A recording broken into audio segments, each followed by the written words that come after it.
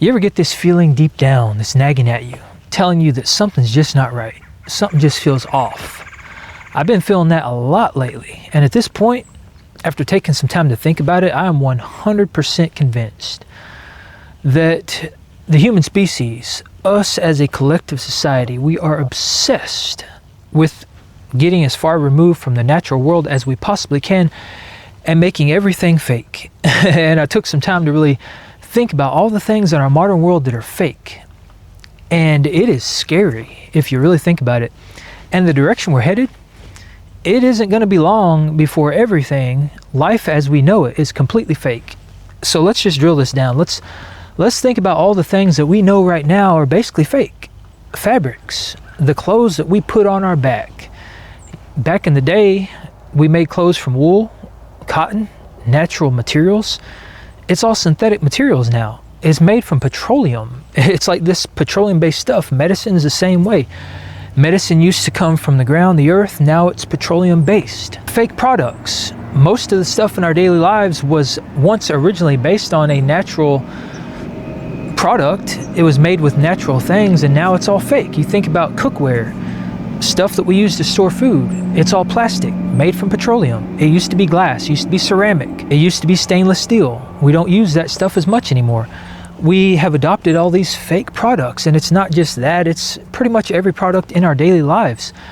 I'm talking like fake knockoffs of an original product. So you'll have something that once was a great product, maybe it was made in the US and it was high quality. Now we have all these Chinese knockoffs that are fake products that mimic the original. That also bleeds into food, and food is a big one because most food these days is fake. It's made in a laboratory. There are teams of scientists in these massive sprawling buildings that literally get paid to reverse engineer the natural food and to make it as hyper stimulating and as hyper palatable as possible so that it keeps you coming back for more. A lot of this ties back to money, greed, because these things are very cheap to make, but modern food is toxic. It's fake food mimicking the stuff that we would normally be eating because none of these foods have existed throughout all of history. And now all of a sudden, 70% of our food that's on grocery store shelves has never existed. It's all fake, it's made up, it's man-made. And we buy that food with fake money. We buy everything with fake money. Money is not even real.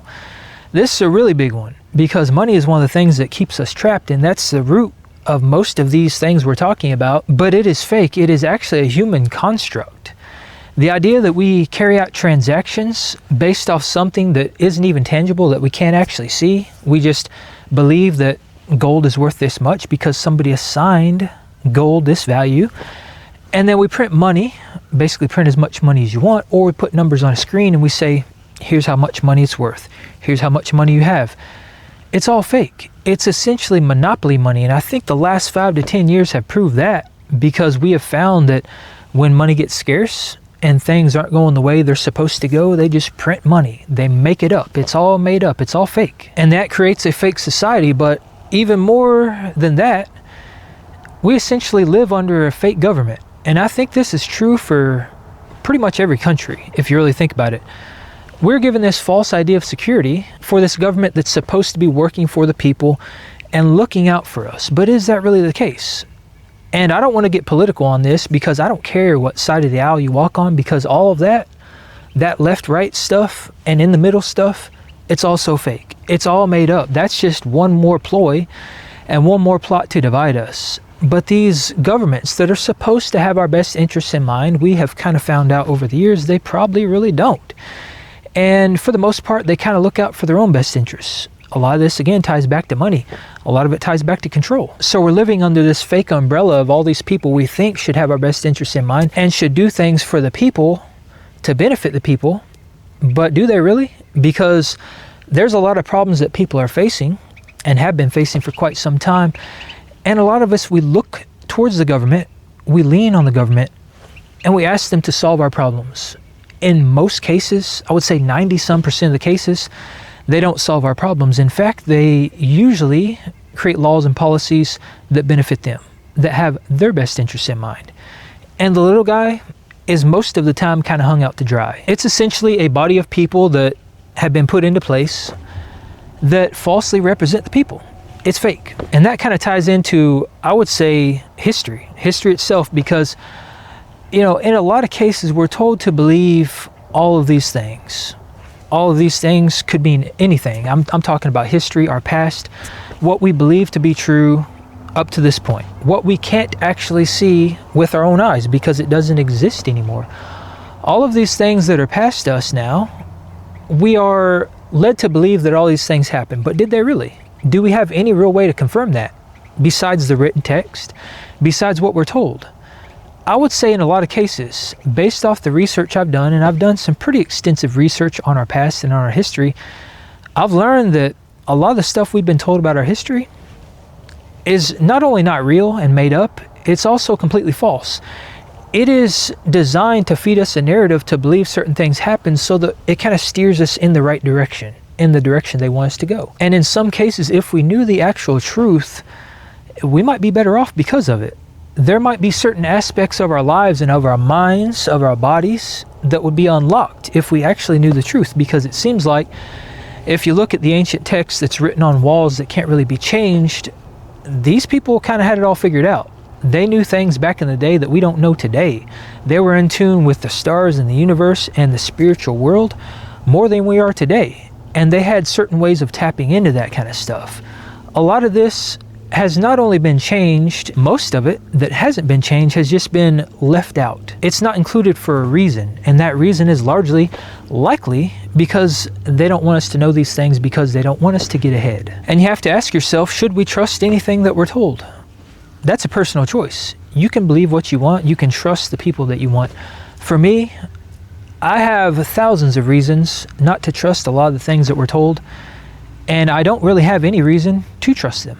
We also live in a society of fake looks because social media and the internet and the mainstream media, and I would say all of this stuff that's pushed to us digitally, it tells us we need to look a certain way, we need to appear to society a certain way, we need to reach all these milestones by a certain age, and we should accomplish all these things. But what that has done is it's given us a false perception on what true beauty actually is and where we should be in our lives and the things that we should be going after. But it's all fake, and we can see that with our own eyes just by looking around, because beauty back in the day, it was natural beauty. People were beautiful just because they were who they are. Now people change everything about themselves so that they can appear the way society wants them to appear. But it doesn't just stop with looks. We're also talking about fake people, fake personalities. A lot of this also ties back to the narratives we've been fed, because we've been fed a lot of really, I would call them detrimental narratives, ones that have degraded our spirit, they've degraded who we are as people, and they've made us believe in large part that we're not good enough. So now we strive for all these things. We strive to become someone that we're not, and we start living our lives through the eyes of society instead of living a life that's true to us, and that's a terrible thing. But it all ties back to this idea that we're creating a fake society and we're living fake lives, and those fake lives are largely due in part to social media, because we showcase the best parts of our lives online, and then we start to live in a very unnatural way. We start to live in a way, just like with looks, that we believe society wants us to live. But now it goes way beyond that, because now we're talking about actual fakes, deep fakes, because with AI coming in, that is essentially terraforming this world, and that is probably the thing that's going to be the nail in the coffin for making everything around us fake. We see that now. The internet and social media and a lot of the stuff that we look at digitally, it is filled with AI slop. It is all fake stuff. We have all these fake people now, fake celebrities, fake influencers, fake this, fake that, fake everything. This is a thing that's breeding in a fake reality. And if you really think about the direction we're headed with all this VR and all this, this false augmented reality, they want you to exist in this fake world and live in this virtual simulation instead of existing in this real world and appreciating the natural world around us, appreciating the natural beauty of people, and being true to yourself. This is the world that's being created around us. And if things continue the direction they're going, that's exactly what's going to happen. So as you can see, us as a species, we are obsessed with fake. We're obsessed with believing that the natural world and the stuff that was put here naturally for us is somehow not good enough. The stuff that got us throughout thousands of years of existence, the stuff that got us here today somehow suddenly is not good enough, and we have to recreate everything. We have to create an augmented reality to live in, because living in the present moment and being surrounded by the natural things somehow isn't good enough. We're obsessed with recreating what's already perfect. We're obsessed with recreating ourselves and believing that ourselves isn't good enough. We have to make everything fake. But this in itself is a fake narrative. And that is what seals the deal on this entire fake situation, is that this is all a fake narrative. And we can speculate on why this has come to fruition, why we have gotten to this point, why we are inherently obsessed with this idea that we have to recreate everything. I don't have the answer to that. But the question remains, how do we fix it? What do we do about this? The great thing about this, and the silver lining to all of it, is the fact that fixing this problem is extremely simple. And this is probably the most simple solution to most of our problems. And if you think about it, it's actually one of the most complex problems that we have, and one of the most profound problems that we have, because this is affecting everybody. But I truly believe that fixing this problem is as simple as getting back to what is natural. Simply doing away with this idea that the stuff that was put here for us, the stuff that we should inherently have access to, the stuff that should be a God-given right that we have access to, getting back to that stuff and disregarding all this other stuff. We need to drown out the noise. And I think it's as simple as that, is just drowning out the noise and being present in the moment, stopping and taking the time to think about all the things in your own personal life that are potentially fake and that could be leading you astray, that could be pulling you away from the life that you would be living if the pressures of society simply didn't exist and we could live a life that's true to us. That is the way that we should probably be living. And I think that's going to pull us back to living in a more natural way. It's going to take the pressures and the burdens off of us. And it's probably going to relieve that feeling that most of us have that makes us feel like something's just kind of off, that something isn't right. Because I think a lot of the reason we feel that way is because of exactly what we're talking about here. We now exist in this world that isn't natural. It's this fake reality that's being created around us. And if you think about our history, we've gone our entire history existing in the real world, and now we're thrown into this fake stuff. And it makes sense that we wouldn't align with that, because it's not what we're used to. And this fakeness, this false reality, has outpaced our brain's ability to adapt, and we're essentially left grasping at straws. We're trying to figure it all out, and we're trying to figure out what it is that makes us feel like we don't fit in. What makes us feel like we're born in the wrong timeline. I think it all ties back to this. We have to realize that most of the things in life that we're unhappy with, and most of the division and the disdain for our fellow man, and most of it ties back to this overarching fake narrative. So I think it's high time that we realize and understand that these things aren't real.